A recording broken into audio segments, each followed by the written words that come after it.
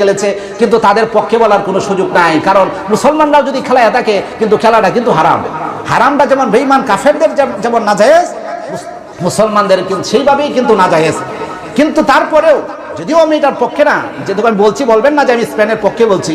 এখানে একটা খেলোয়াড় কিন্তু নাম করছে, একটা মুসলমান খেলোয়াড়, এটা আপনারা দেখছেন শুনছেন, একটা মুসলমান খেলোয়াড় স্পেনের, লামিন ইয়ামাল নাম এটার। তো বলতে পারেন আপনি কিভাবে জানেন? এই পত্রিকা পড়ি তো, তার নামটা টিভিতে খবর দেখলেও এটা দেখায়। কিন্তু এই বেটা কিন্তু আবার সারা বিশ্বের মুসলমানদের নজর কাইরা ফেলাইছে, সুবহানাল্লাহ। সে খেলাইয়া গোল দিছে, সে বিজয় অর্জন করেছে, পাশাপাশি সারা বিশ্বের বেঈমান কাফেরদের, মুসলিমদের যে একটা নিজস্ব সংস্কৃতি আছে, সে যে মুসলিম পরিবারের সন্তান, তার যে নিজস্ব কিছু রীতিনীতি আছে, এটা কিন্তু সারা বিশ্বের মানুষকে মুখস্থ করাইছে, সুবহানাল্লাহ। আমি দেখলাম এই সকালবেলা যখন খবর দেখি, তখন দেখলাম ও যখন আপনার পত্রিকা আসছে, যখন গোল দিল, তার মানে একটা বিজয়। এই বিজয়টা মুসলমানরা কিভাবে পালন করবে? সেজদা দিয়া সে দেখাই দিছে, সাথে সাথে নাকি সে সেজদায় লুটায় পড়ছে। তার মানে মুসলিমদের বিজয় হলে আল্লাহর কুদরতের পায়ে সেজদা দিতে হয়, এটাকে বলা হয় শুকরিয়ার সেজদা। এই বিজয়টা তো আমি করি নাই, এটা আল্লাহ করাইছে, এই জন্য আল্লাহর কুদরতের পায়ে সেজদায় পড়ে গেছে, সুবহানাল্লাহ। এরপরে যারা দেখছে এরা বলে, এরার মুখ থেকে শুনছি, এরপরে এই বেটাই নাকি আবার দোয়া করছে। তার মানে হলো এই বিজয়টা আমার পক্ষ থেকে আসে নাই, এটা মহান আল্লাহর দোয়ায় হয়েছে, যার কারণে হাত তুলে নাকি সে মোনাজাতও করছে।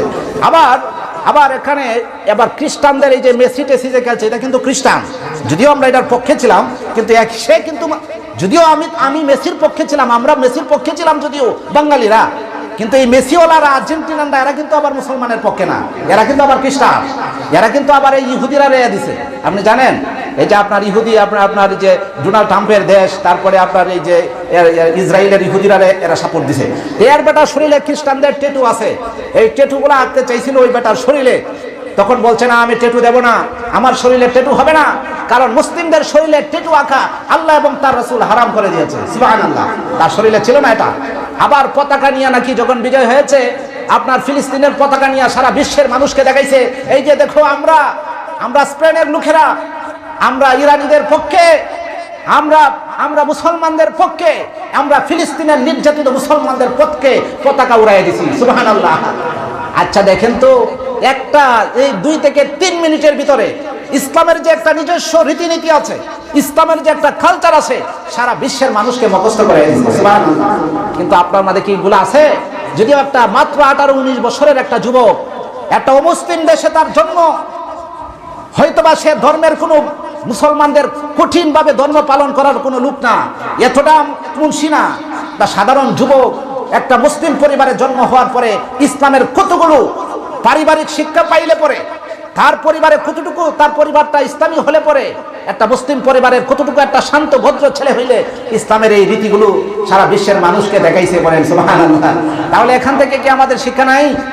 এখান থেকে এই ছেলেটা এটাই শিখাইছে, তোমরা মুসলমানরা যদি কোনো বিজয় হয়, তাহলে আল্লাহর কুদরতের পায়ে সেজদায় লুটাইয়া পড়ে দেও, সুবহানাল্লাহ। তাহলে আমাদের সেই কাজগুলো আমাদেরকে অনুসরণ করতে হবে। এটাই হলো স্পেন থেকে আমাদের শিক্ষা। স্পেন থেকে মোটামুটি কিছুটা আমরা ধারণা পেয়েছি, এটা আমাদের ছিল।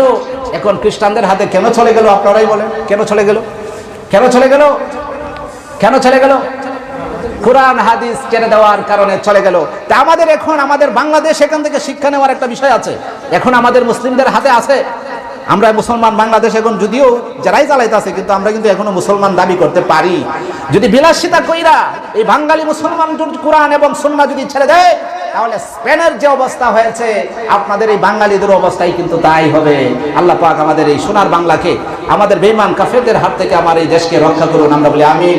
ওয়া আখিরু দাওয়ানা আলহামদুলিল্লাহি রাব্বিল আলামিন।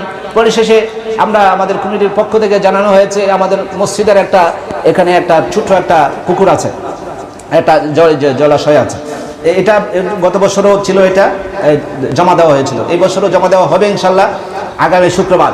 আপনারা যারা রাখতে আগ্রহী